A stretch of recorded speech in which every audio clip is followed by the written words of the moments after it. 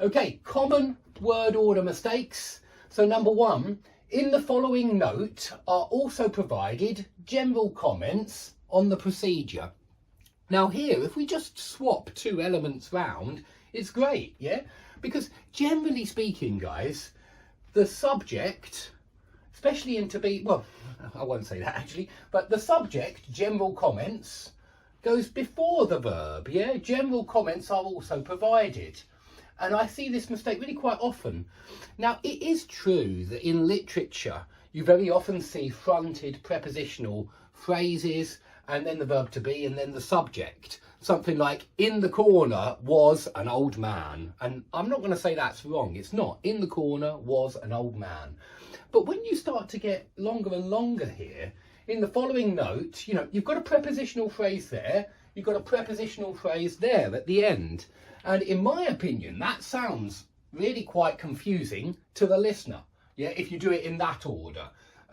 So I really don't recommend doing that, guys. In the following note, general comments are also provided on the procedure. And if you do that, it's a lot quicker, it's a lot easier to understand. You can say general comments on the procedure are also provided. You can include that prepositional phrase, which is describing comments. You can put that all before the are also provided. Okay? And so be aware that I do recommend putting the subject before the verb to be, although I am aware that with fronted prepositional phrases, especially in literature, you'll very often see inversion of the subject and the verb to be. Okay, so my general advice is do put the subject before the verb to be when you're writing an official document like this. It's a lot easier to read with, in the following note, general comments are also provided on the procedure. Okay, number two, these have also to be included in the final draft. Now the student did well here because they got also in the right position, which is between the first verb, let's call that verb number one, and the second verb, verb number two. And that's where also goes, with one exception. And that is when you have a negative auxiliary, like here. Yeah, in number 9, we've got a negative auxiliary, didn't.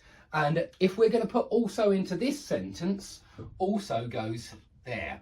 I also didn't think it through. Yeah, and I've given you the answer to that one there as well. I also didn't think it through. And not, I didn't also think it, no. So with also, you've got to remember that it doesn't function the same way as other adverbs. It's not positioned in the same place as other adverbs. It goes between the first two verbs, if there are two verbs, or before the main verb. And this one doesn't have an auxiliary. Sentence number 2 has no auxiliary verb whatsoever. Have to is the main verb. Yeah, have to is the main verb. And so I know you're just thinking, well, look, I've got a row, I've got one verb, I've got two verbs, but no, it goes between the auxiliary and the main verb. And if there is no auxiliary, it just goes before the main verb. And so we say, I also have, I also have to be on time. I also have a brother. I also, the also will go before have when it's the main verb, yeah?